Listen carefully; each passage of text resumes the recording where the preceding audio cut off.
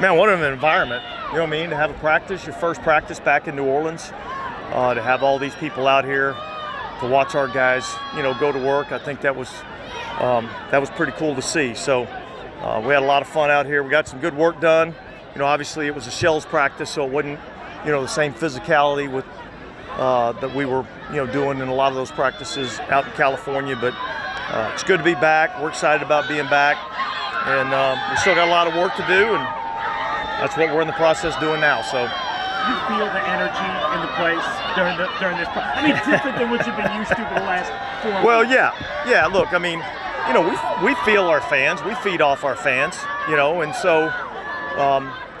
You definitely feel it. I mean, there's a distinct difference between the atmosphere of practice, the surrounding atmosphere of practice out here today, than what we were kind of dealing with out there in California, and yet I feel like we got accomplished a lot out there. Yeah, how good was to see Juwan back out here? Good. Yeah, I mean, he was back out here today. I think we'll kind of slowly but surely start to ramp him up. And do a little bit more with him tomorrow, a little bit more the next day, and so it'll be good because he's a player that he needs to. We need him to be out here. We really need him. We need Shaheed. We need some of these guys that we're counting on in the passing game, so that we can really start to get the timing and the rhythm in the passing game that I think we're not quite where we need to be right now. And a lot of that is some of the guys that we anticipate, counting on haven't been available. How much do you value distance from 65 from a kicker versus kicks that are maybe a little bit closer that you might be practicing or taking more frequently? Well, look, I mean, it's nice to know, that you can knock one in from 65. I think we kicked 6 in that deal, and I think he was 5 of 6, if I'm not mistaken. So I thought he kicked the ball really well. In the practice environment, and look, he's a talented player, and I think being able to make one from 65, I think that's great, but we're not going to attempt a ton of 65-yarders. So it's really, to me, what are we really getting inside of 50? In the consistency in that range, because that's where a majority of the kicks are going to come. Have you seen him turn a corner at all with that? Look, I think he's improved from where he was when he first got here to where he's at now. I think he's improved significantly.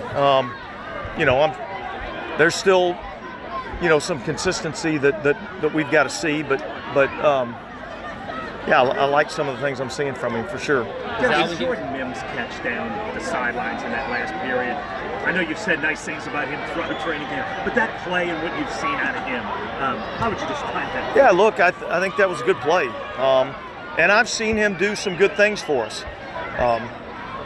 And I think he's in a battle to, be on the roster and be one of the 53. And I think, this week will be important for him, just like the other preseason games have been.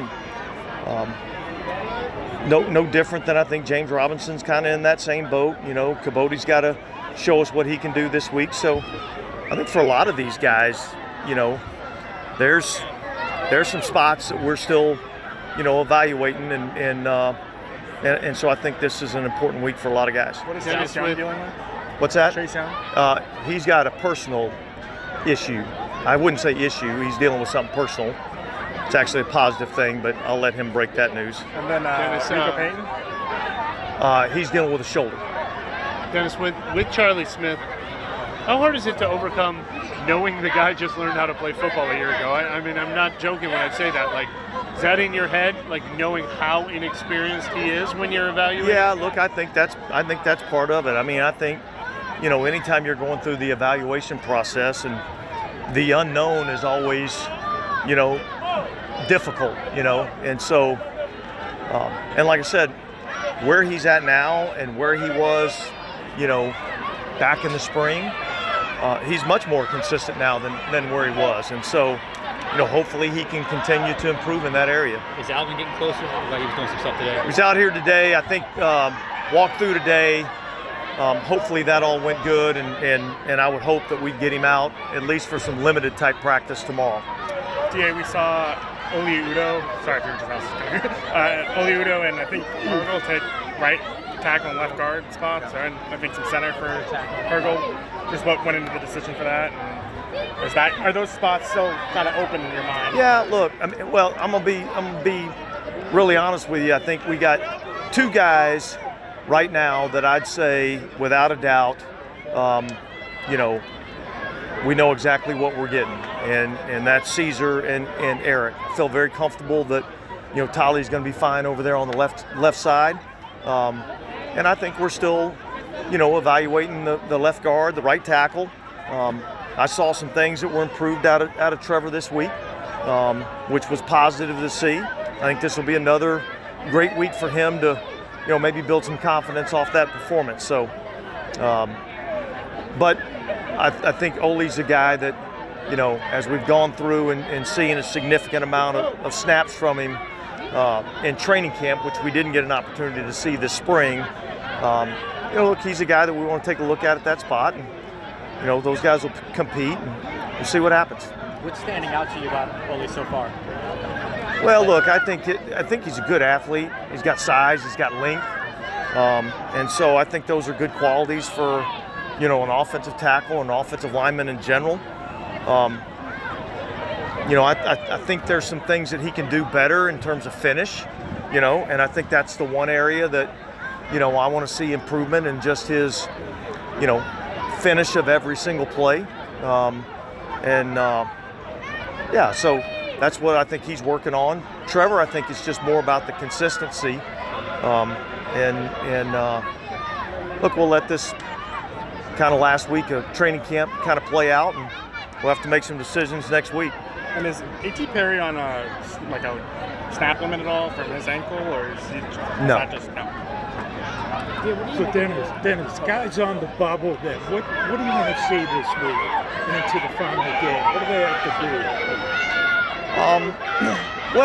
I just think guys got to go out and make plays. That's what this game's all about, right?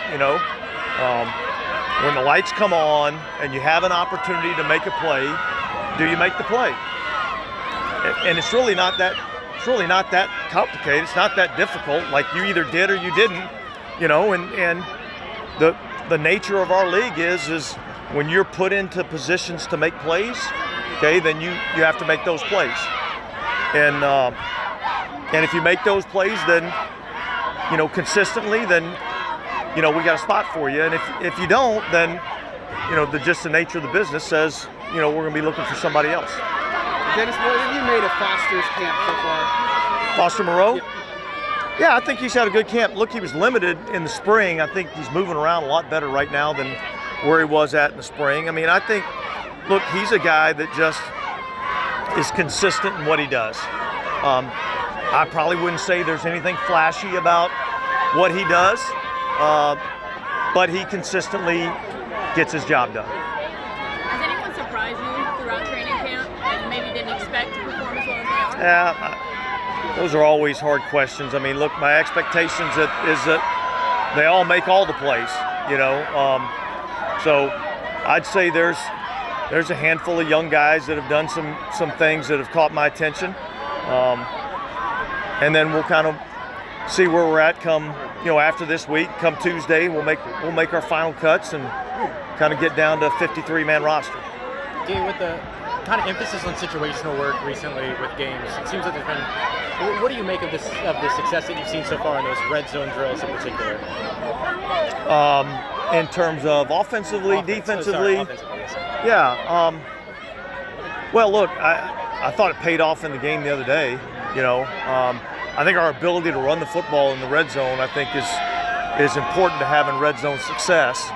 I thought we did a good job of that on Sunday. And so, yeah, look, the key is when you get down in the red area, whether it be offensively or defensively, how many times defensively can we make our opponent have to kick field goals, or can we take the ball away? And then offensively, it's about scoring touchdowns. you're not going to win a lot of games if you're having to settle for a ton of field goals down there in the red area. You got to take advantage of your opportunities. With the emphasis that was kind of put towards the end of the season that Derek talked about on the red zone, do you feel that that momentum is translated over this camp? Or is I it would more... say totally different scheme, a lot of new players. I wouldn't say there's a lot of carryover there.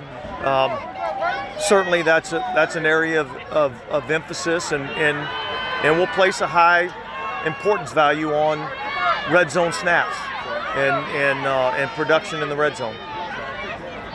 Thank you All right, thanks guys. Thank you.